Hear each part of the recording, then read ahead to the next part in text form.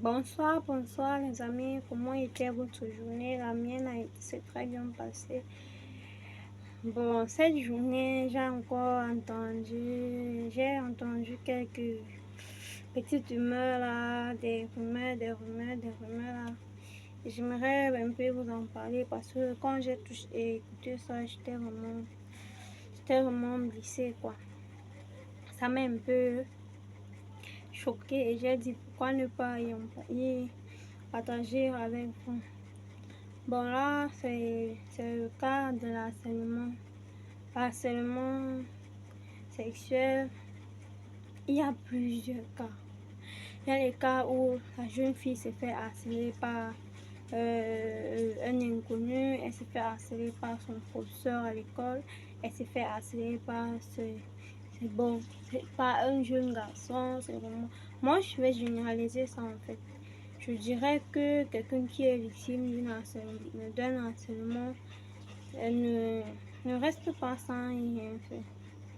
Parce que rester sans rien faire, donc c'est vrai que la personne nous menace au cas où tu dévoiles, je vais te faire du mal et du coup on a la phobie, on a très peur de ce qui peut nous arriver.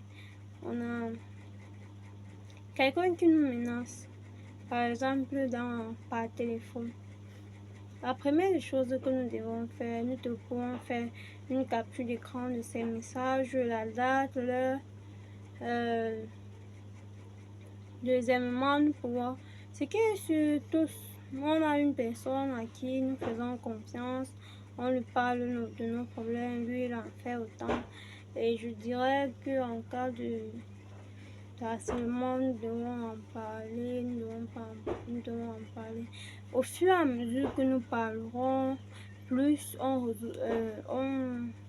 ce fléau disparaîtra. Mais si on continue de rester sans rien faire, ça fait qu'augmenter et là, ça va prendre une tournure où personne ne peut plus maîtriser et vous allez dire, et si j'en faisais qu'on c'était nécessaire.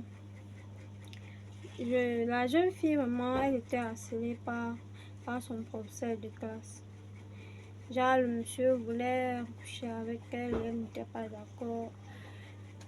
Elle a commencé par fuir les coups du monsieur. Genre, elle ne vient plus. Le monsieur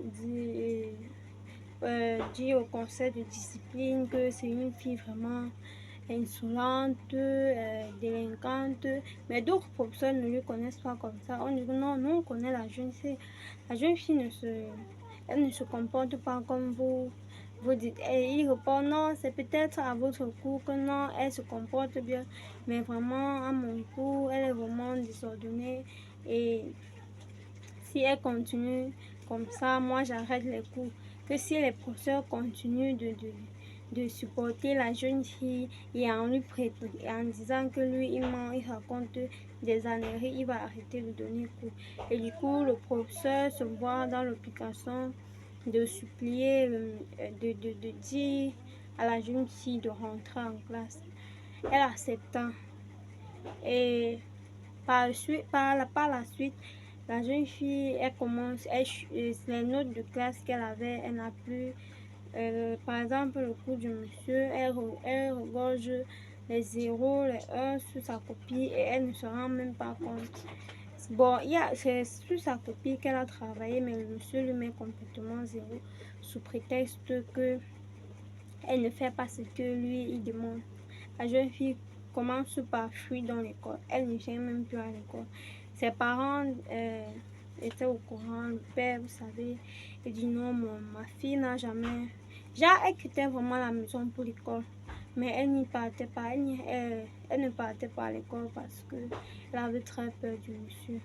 Et le papa vient, on lui convoque à l'école. Il dit non, ma fille vient toujours à l'école. La directrice dit que vu que je vous dis qu'elle ne vient pas. Bon, le jour où le monsieur avait cours, on a dit vous allez voir où si votre fille vient à l'école ou pas. Et du coup, cette journée, le monsieur prit congé, il s'est rendu à l'école, sa fille n'y était pas. Elle rentre le soir, on lui demande où étais-tu. Elle dit que j'étais à l'école, papa. Il le regarda. Elle dit non, je n'étais pas à l'école. Elle commence à pleurer. Elle raconte ce que le monsieur lui fait quand elle a la sortie des cours, comment elle se sent quand elle est en classe. Vraiment, vraiment, elle raconte et heureusement.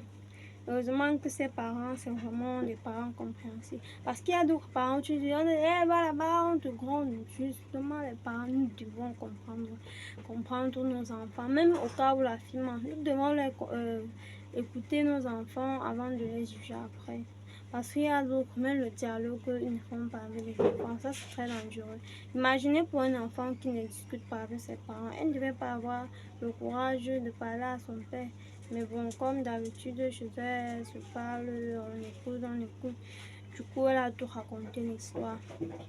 Le lendemain, bon, on a aussi en parlé à la directrice. Donc, c'était seulement le monsieur qui n'était pas au courant. Devinez. Le lendemain, là, elle arrive à l'école. Le monsieur, à la fin du cours, elle reste. Bon, c'était prévu comme plan. Elle est restée. Le monsieur a recommencé. Il menace, il produit des menaces. Et les autres étaient à l'extérieur, on écoutait tous, après on entra. Le monsieur dit non, moi je savais pas ce que je faisais, il raconta. On l'a amené au commissariat. Et quand moi je suis passée là, le monsieur était au commissariat, bien licoté là, donc comme je vous dis là, il doit passer. Il passe même une dizaine d'années. Vous n'êtes pas d'accord avec moi, mais bon, je suis pas la police, je propose juste. Moi, j'ai beaucoup aimé l'histoire. Au moins, la jeune fille a trouvé le courage d'en parler. Et moi, je dirais que quand soit ce type d'harcèlement à l'école, au quartier, en ligne, parce que même l'harcèlement en ligne, ça devient aussi compliqué. Nous devons en parler. Il y a toujours quelqu'un pour nous écouter, quelqu'un pour nous aider. Bon, là, c'était mon point de vue. Merci d'avoir regardé la vidéo et à la prochaine pour une nouvelle vidéo. Prenez soin de vous. Moi aussi, j'en ferai autant. Bye bye.